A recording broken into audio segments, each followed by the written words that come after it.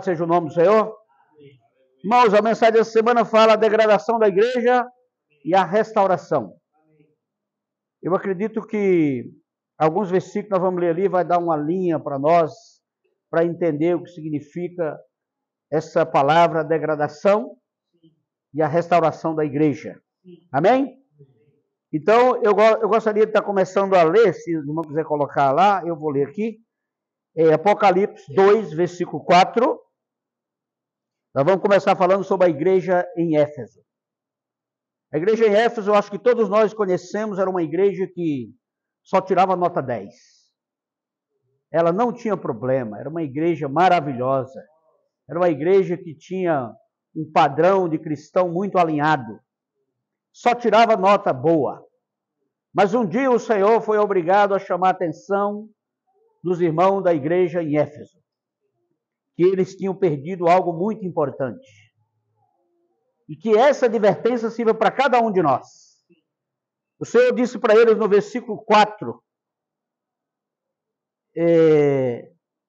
porém tenho uma coisa contra vocês. Essa advertência, irmão, é para eu e você que estamos aqui hoje. O Senhor disse, eu tenho uma coisa contra vocês. E o que seria essa coisa? Que agora vocês não me amam como me amavam no princípio. Vocês abandonaram o primeiro amor. Vocês não têm mais a mesma sentimento que tinha quando começaram. O coração não arde mais. Vocês se acostumaram a ouvir a palavra. Então o amor de vocês esfriaram como... Vocês imaginam um atleta que está preparado para correr 21 quilômetros, meia maratona. No início, esse atleta ele começa ali a 22, 23 por hora. Atleta de ponta. Mas quando ele está chegando do meio para frente, o rendimento cai. Nós não podemos ser como esse atleta. O rendimento cai quando você tem uma vida cristã já com certo tempo. Você começa a ficar mais frio, você começa a não arder mais seu coração quando escuta a palavra, você não tem mais as mesmas atitudes, você já não lê a palavra, você não se conecta mais com os irmãos. Então o Senhor diz que ele tinha contra a igreja em Éfeso que eles tinham abandonado o primeiro amor. E o Senhor precisa ser primazia na minha e na sua vida. Se você tem alguma coisa que substitui o amor do Senhor, você precisa nesta noite tomar a providência que ele disse no versículo 5. Lembrem de aonde vocês caíram. Todos nós conhecemos a nossa história melhor do que ninguém. Nós sabemos aonde caímos, aonde pecamos, o que falamos de negativo, as coisas que falamos que não agradam às pessoas. Ele falou, lembrem do quanto vocês caíram. Arrependam-se dos seus pecados e façam o que faziam no princípio. Como é que você era quando começou a reunir? Você chegava na reunião, tinha a palavra que fazia você chorar, você se alegrava. Quando ia falar um versículo, você já não ficava sentado, você se levantava, você queimava, um irmão após o outro, todo mundo pegando fogo. Mas com o passar do tempo a gente vê uma igreja sentada para falar versículos, para cantar hinos. A gente já não tem mais aquela mesma pegada do início. A gente já não vê mais irmãos pulando, não vê mais irmão fervoroso, a gente vê um grupo mais frio, mais calculista, analisando o que cada um está falando, se isso é importante ou não, se o que eu estou falando é bom ou não. Então nós precisamos entender que o Senhor fez uma advertência para a igreja em Éfeso. Embora aparentemente fosse uma igreja quase perfeita, mas ela perdeu algo muito importante, que foi o primeiro amor. Perder o primeiro amor, irmão, é não ter certeza do que você quer para a sua salvação. Perder o primeiro amor, o contato com o Senhor, é não querer nada sério com Deus. E ele vai falar aqui, se não se arrependerem, virei e tirei o candelabro de vocês do seu lugar. E ele deixa claro no versículo 7. Portanto, se vocês têm ouvidos para ouvir, então ouça o que o Espírito diz às igrejas. Quem aqui tem ouvido? Irmão, procure ouvir o que o Espírito tem falado nos últimos dias. O que a palavra tem falado conosco. O Senhor está voltando. Ele vai pregar um grupo de pessoas desavisadas. Grupo de pessoas que estão brincando de ser crente. Grupo de pessoas que estão brincando de reunir. Grupo de pessoas que estão brincando de ser cristão. E ele deixa aqui no versículo 24. Ele fala assim, ó. Da igreja, versículo 24, a igreja em Tiatira. Ele fala assim: porém, aí em Tiatira, o resto de vocês não seguiu esse mau ensinamento. Nós não estamos muito longe de Tiatira. Tiatira está logo aqui do lado. Se você caminhar alguns metros, você está impedido de descer de carro. Tem um outro culto sendo oferecido logo ali. A igreja em Éfeso, embora os irmãos tivessem um ensinamento, nós tínhamos uma deusa ali chamada deusa Diana. Era a deusa dos caçadores. Assim como Antônio é o do casamenteiro, para os que creem, para os que confiam. Eu confio no Senhor. Então, irmãos, todo e qualquer nomenclatura dado a santo, ele é protetor de alguma coisa que não protege nada. Você já viu alguém que é protetor de algo que não protege nada? Só tem um que protege todo mundo e é capaz de ter todo mundo na mão, a hora que ele quiser, quando ele quiser. Ele dá a vida, ele tira, ele dá o que ele quiser, quando ele quiser, no tempo que ele quiser. Ele te dá prosperidade, ele te dá o que ele quiser, te levanta, ele te derruba, no tempo dele, que é o Senhor Jesus Cristo. Amém. Que deu a vida por nós. Amém. E mais nenhum outro foi capaz e nem será capaz de dar a vida por você e por mim. O versículo 7 e 8, ele fala aqui, ó, do capítulo 3, tá? Apocalipse 3, versículo 7. É 4, 7, 8 e 10. Portanto, versículo 4.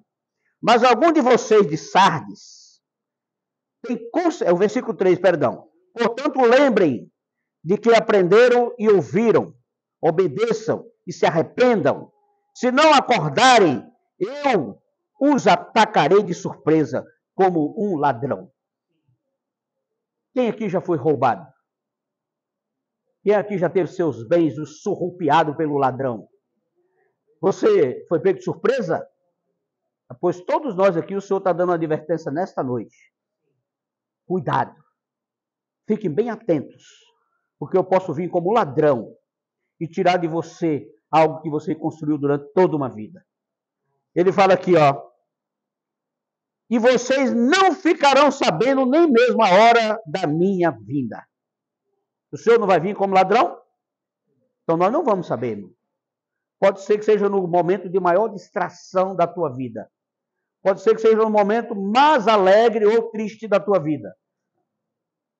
Assim como eu falei da deusa Diana lá de Éfeso, que era a deusa dos caçadores, ela oferecia outro tipo de culto, era a deusa da sedução.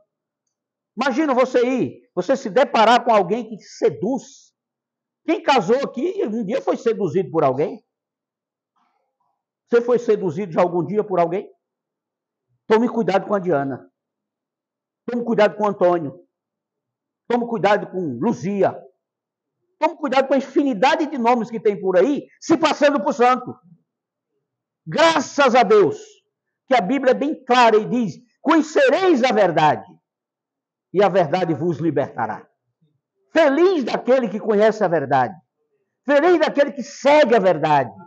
Feliz daquele que sabe quem é a verdade. Eu sou a verdade. E a vida. E ninguém vem ao Pai senão por mim. O Senhor deixa muito claro o que é a verdade. Ele é a verdade. Ele é a verdade, irmão. E por isso que ele fala nos versículos, em verdade, eu sou a verdade, que falo a verdade, e estou deixando claro para vocês que vocês precisam crer nessa verdade. Amém. No versículo de número 8, número 7, ele fala da igreja em Filadélfia. Ao anjo da igreja em Filadélfia, escreve o seguinte: esta é a mensagem daquele que é santo e verdadeiro. Ele tem a chave que pertencia ao rei Davi. Quando ele abre, ninguém fecha. E quando ele fecha, ninguém abre. Não adianta você relutar a vida inteira querendo abrir uma porta que o Senhor fechou. Não adianta você se espernear. Não adianta você buscar cartomante. Não adianta fazer promessa com São João das pernas tortas, com João das quantas. Vai resolver problema. Porque quem fechou foi o Senhor. Você precisa pedir a Ele para abrir. Amém. Ele disse ninguém, mas Ele não disse eu, nem eu abro. Não, Ele não disse isso. Ele abre e Ele fecha quando Ele achar que é necessário. Agora, se Ele fechar, ninguém abra. Porque jamais vai ter um segredo. Mas se Ele abrir, ninguém fecha. E eu creio que muitas portas estão para se abrir para a nossa vida. Coisas boas virão. Estão para acontecer, irmão. Nós só precisamos obedecer o Senhor. E cumprir tudo que Ele tem para nós. O versículo 8. Eu sei que vocês estão fazendo. Eu sei o que vocês estão fazendo. Sei que tem pouca força. Quem aqui tem pouca força? Todos nós temos pouquíssima força. Nós não somos nenhum lutador de MMA. Nós não vivemos de força bruta. Pelo contrário, a nossa força é fraca. Espiritualmente, somos fracos, temos pouca força. Mas ele diz assim, eu sei o que vocês estão fazendo. Sei que tem pouca força, você tem seguido meus ensinamentos e tem sido fiéis a mim. E eu abri diante de vocês uma porta que ninguém pode fechar. Ele abriu outra porta, irmão. O Senhor abre portas todos os dias para nós. Às vezes nós perdemos as oportunidades. O Senhor dá oportunidade para você, dá para mim. Se tem uma coisa que Ele dá igual para todos nós, é o tempo. 24 horas para cada um. Alguns aproveitam como querem. Aproveitam vendo redes sociais, aproveitam fazendo fofoca, aproveitam batendo perna, subindo rua, descendo, aproveitam dormindo debaixo das marquises, os moradores de rua, aproveitam para roubar, aproveitam para mentir, aproveitam para trair, aproveitam para fazer o que quiserem. Mas ele fala, o tempo é dado igual para todos. Aproveite como vocês quiserem. Mas um dia eu vou cobrar, um dia eu vou vir como ladrão, vou chegar e vou cobrar. E eu não vou perdoar de nenhuma dos ensinamentos que eu dei para vocês. Vocês ouviram. Não foram obrigados a cumprir, mas ouviram. Às vezes a gente quer punir uma criança quando ela escuta algo e não cumpre. Mas o Senhor é bastante claro. Ele também vai cobrar de nós. Tudo que nós ouvimos não vai ficar impune. O Senhor não deixa nenhum culpado, irmão Luiz, por inocente. E não deixa nenhum inocente por culpado. Porque Ele é um Deus completo, único e salvador, Criador do céu e da terra.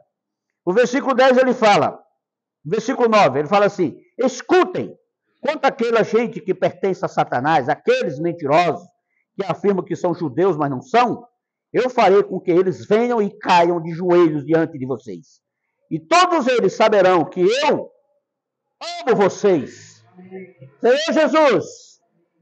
E ele fala no versículo 10, vocês têm obedecido a minha ordem para aguentar o sofrimento com paciência. Por isso eu os protegerei no tempo da aflição que virá sobre o mundo inteiro, para pôr à prova os povos da terra.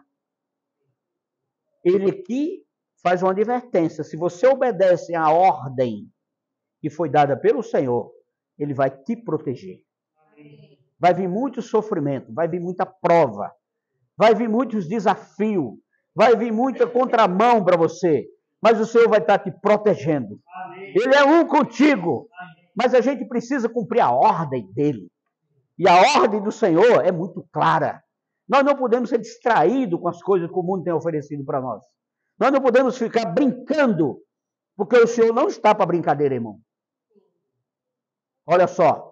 Eu quero entrar num outro texto aqui agora, que vai trazer algumas lições para nós, que é o texto de Lucas 24, versículo 13. Se quiser postar aí, Lucas 24, versículo 13, conta uma história de dois homens que nada mais, nada menos andava com Jesus. Eram discípulos, conhecia a sua história. Mas às vezes nós estamos na igreja, lemos a Bíblia, sabemos quem é Jesus, sabemos aonde queremos chegar, ou às vezes nem sabemos igual eles, E uma coisa é certa, quem não sabe que caminho pega, qualquer caminho que pega tá bom. Por mais que eu diga, eu tô querendo ir para Emaús, né? Uma aldeia fortificada. Eu vou sair daqui porque as coisas não aconteceram como eu quis. Quando Jesus foi crucificado, na sexta-feira, e foi sepultado, esses homens, a Bíblia diz lá em Lucas 24, versículo 13, vamos para o texto, ele fala aqui, ó, naquele mesmo dia, 2 dos discípulos, dos seguidores de Jesus, estavam indo para um povoado chamado Emaús. Às vezes a versão aí vai estar um pouco diferente. Emaús, que fica a mais ou menos 10 quilômetros de Jerusalém. 10, 11 quilômetros. Eles estavam indo caminho afora.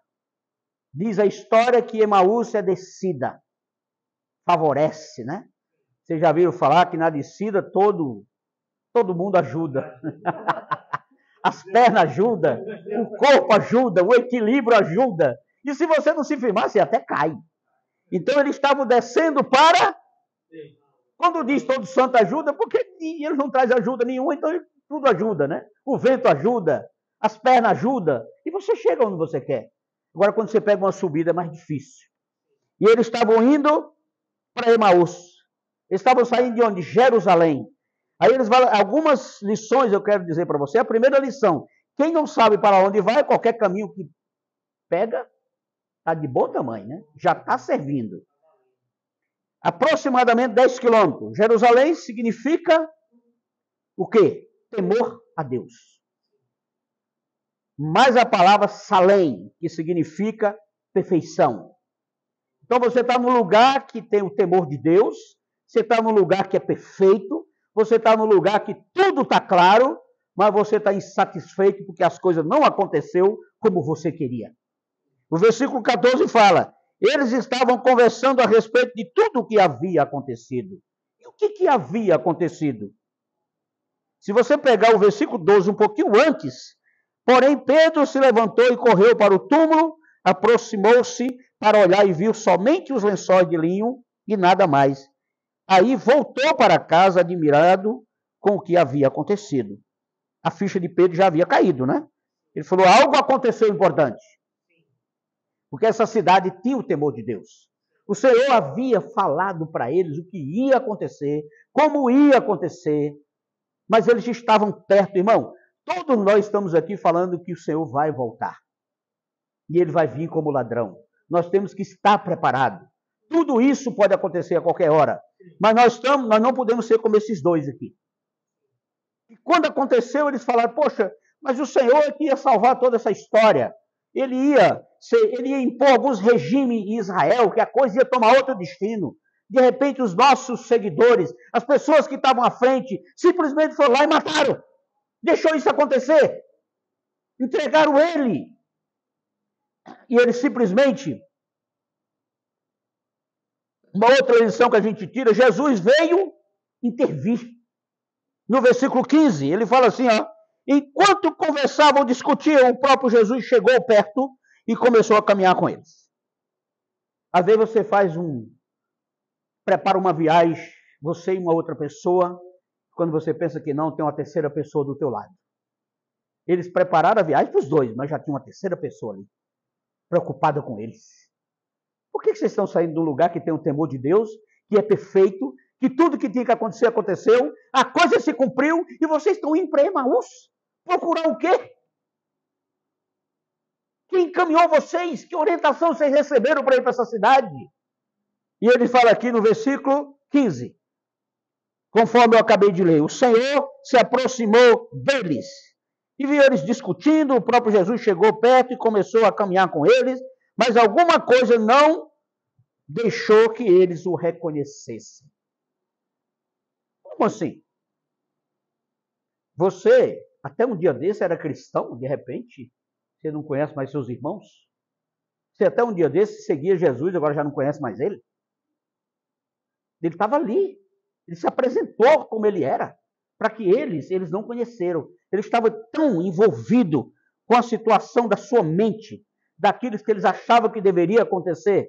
Às vezes, irmão, nós queremos que as coisas aconteçam do nosso jeito. E quando não acontece você fica cego de raiva. Você fica revoltado no meio da reunião. Você fica revoltado porque as coisas não aconteceram no seu tempo. Você fica revoltado porque era para ter sido assim, aconteceu assim. Mas quando é a vontade de Deus, não é do seu jeito, é do jeito dele. Sempre vai ser do jeito dele. Aí, conforme eu falei para você, algumas lições a gente tira nesse texto. Jesus veio intervir. Chegou, acompanhou, ficou do lado. Aí o versículo 16 ele fala assim: mas alguma coisa não deixou que eles reconhecessem. Então Jesus perguntou: o que é que vocês estão conversando pelo caminho? Você sabia que o Senhor faz essa pergunta todo dia para nós? O que é que você tem feito que não tem lido a Bíblia? O que é que você tem feito que não tem orado pelos irmãos? O que é que você não tem feito que não tem orado pela situação caótica que o país vive? O que você tem feito? O que é que vocês estão conversando? Eles falaram, eles pararam com um jeito triste. Eles ficaram tristes, falaram, mas pergunta mais sem nexo.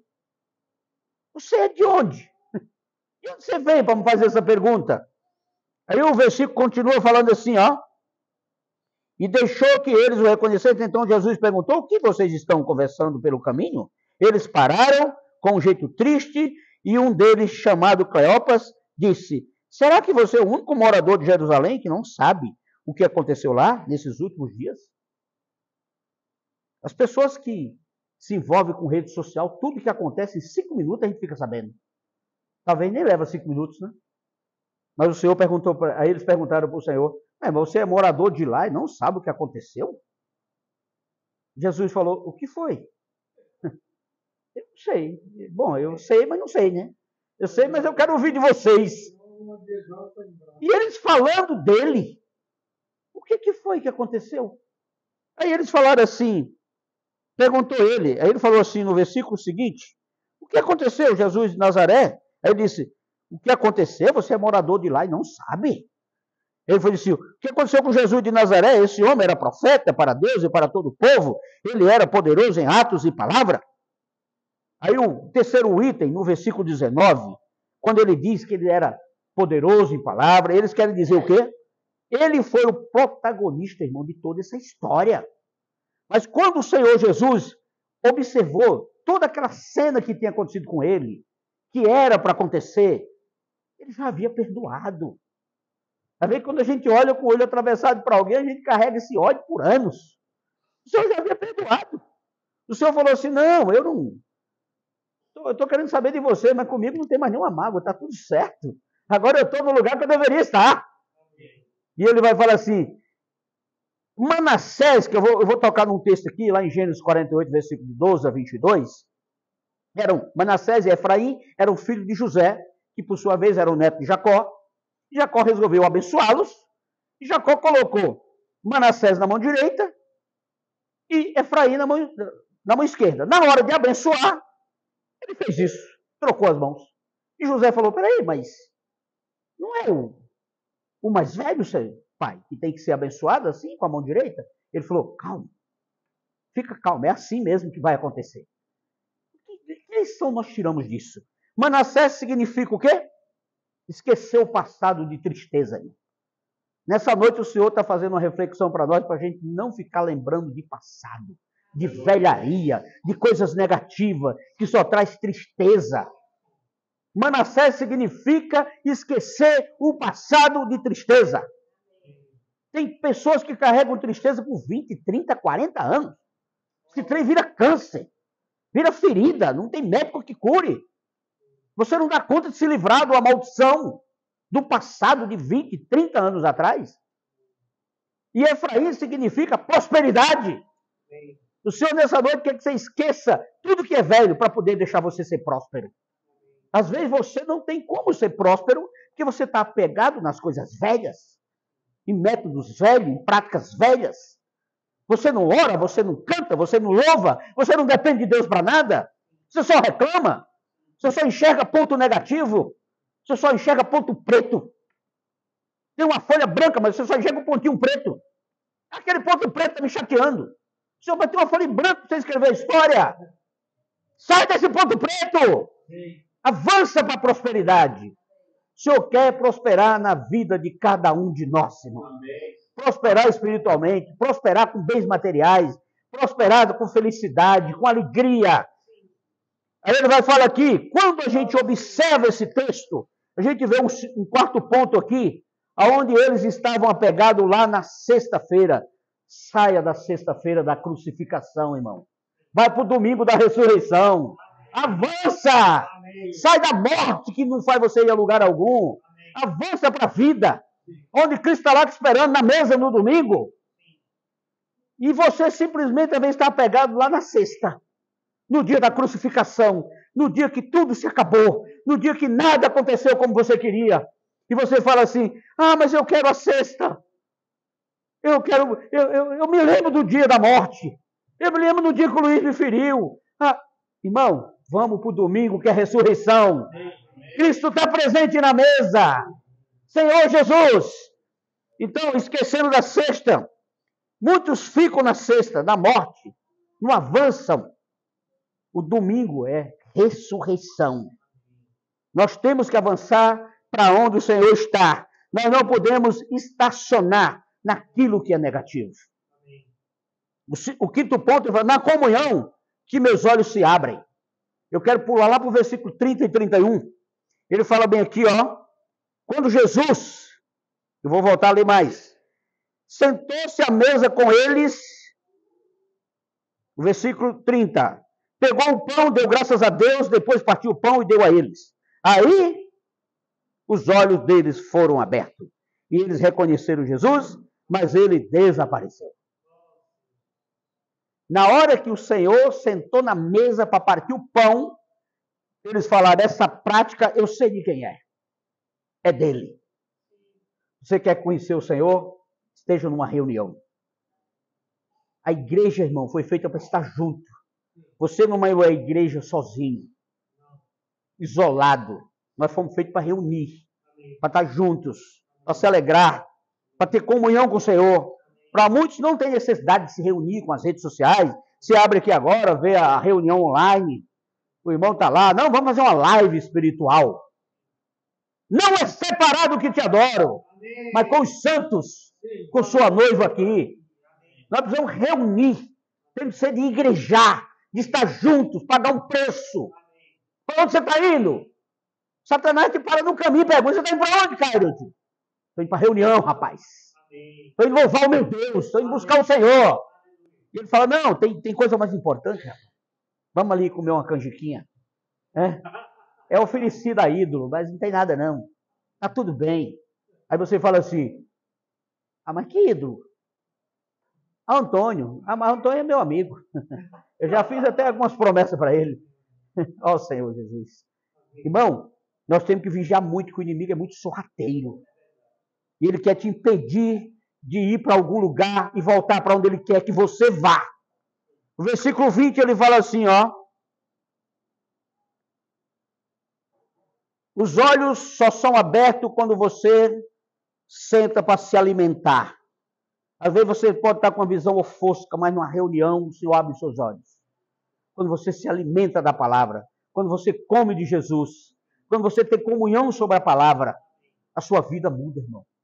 Eu desafio qualquer homem, qualquer mulher, qualquer sábio da história que diga que é capaz de reinar sem o Senhor.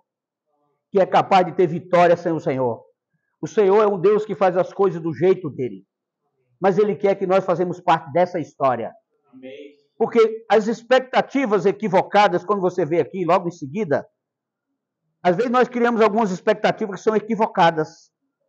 Você já criou alguma expectativa equivocada para a sua vida? Os chefes dos sacerdotes, os nossos líderes, entregaram para ser condenado à morte, crucificaram. E a nossa esperança para que fosse ele quem iria libertar o povo de Israel. Porém, já faz 3 dias que tudo isso aconteceu. A nossa esperança era que o Senhor não morresse, libertasse o povo de Israel, fizesse alguma coisa, mas mataram o meu Senhor. E eu estou lá no túmulo chorando. Eu estou lá na sexta-feira. E o Senhor já está lá na frente. Ressurreto, completamente pronto para ser novo para nós. Amém. E nós estamos lá na morte, na crucificação, alegando coisas do arco da velha. Senhor Jesus. Aí você observa, expectativa, esse terceiro ponto, que geram terríveis frustrações. Às vezes nós criamos expectativa para a nossa vida que geram muitas frustrações. Mas para que isso não aconteça, você não faça planos que não sejam planos do Senhor. Se você fizer plano seu e for frustrado, não ponha culpa no Senhor. Mas quando você fizer um plano com Ele, tem tudo para dar certo. Amém. Não faça plano sozinho, porque você vai se decepcionar, você vai se frustrar, e o Senhor não é culpado pelas suas frustrações. Lembre disto, irmão. Eu quero citar um sétimo ponto que vai trazer. Ele fala aqui, ó. Na igreja, para algumas pessoas faz o seguinte: vamos fazer um teste, vamos fazer um contrato. Eu vou para a igreja, se não der certo, eu volto para o mundo. Eu vou fazer uma tentativa, já que você insiste tanto. Irmão, não tem meio termo. O Senhor não tem, Ele não aceita meio termo, não aceita alguém em cima de muro. Ou você está do lado dele, ou você está contra ele. Quem comigo não ajunta, espalha. E ele vai falar aqui, ó. Na igreja não der certo, a gente volta para o mundo. A mentalidade deles era mais ou menos isso. Então nós precisamos entender o Salmo 27, versículo 3 e 4. Eu quero ler esses versículos. Ele fala bem assim, ó. 27, 3 e 4. Salmo 27, versículo 3 e 4. As pedras, Salmos 27, eu estou nos Provérbios. 27, versículo 3. Ainda que um exército inteiro se me cerque, não terei medo. Ainda que os meus inimigos me ataquem, continuarei confiando em Deus. A Deus, o Senhor, pedi uma coisa, e o que eu quero é só isto, que Ele me deixe viver na sua casa todos os dias da minha vida, para sentir maravilhado a sua bondade e pedir a sua orientação. É só isso que eu quero do Senhor. Que Ele me deixe servir a Ele, viver pela orientação dEle, e não fazer nada por mim mesmo. Que palavras são essas, irmão? Jesus está dizendo para de dizer palavras negativas. Para de pensar como um incrédulo. Para de pensar como alguém que não conhece a palavra. Nós temos que aprender a confiar no Senhor e em tudo que Ele tem mostrado para nós. O mundo nos reconhecerá quando vê você partindo o pão, participando da vida de Cristo com Ele. E você vai observar que essas pessoas vão ver você como discípulo do Senhor. Amém. Elas vão realmente ser frustradas do mundo e vão passar a enxergar em você um Cristo ressurreto, que trabalhou na vida de alguém que era torto, era perdido. E de repente ele fala, vale a pena servir esse Senhor. Amém. Porque eu sei que o Manuel era perdido e o Senhor o encontrou. Então há chance para mim. E ele vai deixar claro, irmão, nós não podemos andar como a multidão anda. Porque se a gente fizer isso, nós estamos enrolados. E ele vai falar aqui, não volte à estaca zero. Imagina, você é um cristão, já reúne há muito tempo, um dia já falou pelo Senhor, já compartilhou, já levantou, levou pessoas a reunir, e de repente você volta à estaca zero. Quer ir lá para Emaús. Ah, eu vou para Emaús, eu vou para festa, eu vou me divertir, eu vou largar essa reunião para depois. A reunião é boa, mas eu tenho que responder meus e-mails, porque durante o dia é pouco. Um dia, quando a gente chegar na presença do Senhor, nós vamos ter muito tempo. Se a gente chegar. Mas nós estamos aqui para isso. Para chegar.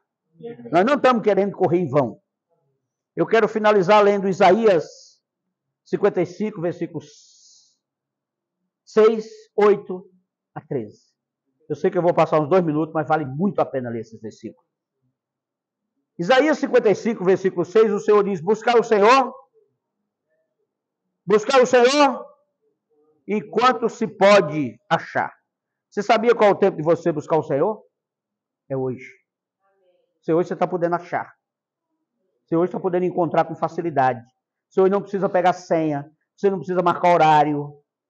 Você está disponível para nós em todos os lugares. E é um banquete de graça. Aí ele vai falar no versículo 8. O Senhor, Deus diz, os meus pensamentos não são como os seus pensamentos. Eu não ajo como vocês. Assim como o céu está muito acima da terra, assim os meus pensamentos e as minhas ações estão muito acima dos seus. A chuva e a neve caem do céu e não voltam até que tenham regado a terra, fazendo a planta brotarem, crescerem e produzirem semente para serem plantadas e darem alimento para as pessoas. Você sabia que a chuva cai e ali produz um vapor e esse vapor volta, mas só quando acontece tudo isso que o versículo falou. Produz alimento para sustentar. Não, a chuva não vai cair na terra, irmão, para criar só erva daninha. Precisa de trabalhadores para plantar. Precisa de pessoas para cultivar. Precisa de pessoas para zelar daquilo ali, para dar alimento para as pessoas. E ela volta, o vapor volta novamente para o lugar de origem. E o versículo seguinte, ele fala, eu achei essa aplicação muito rica. Versículo 11, assim também é a minha palavra, ela não volta para mim sem nada, mas faz o que me agrada fazer e realiza tudo o que eu prometo.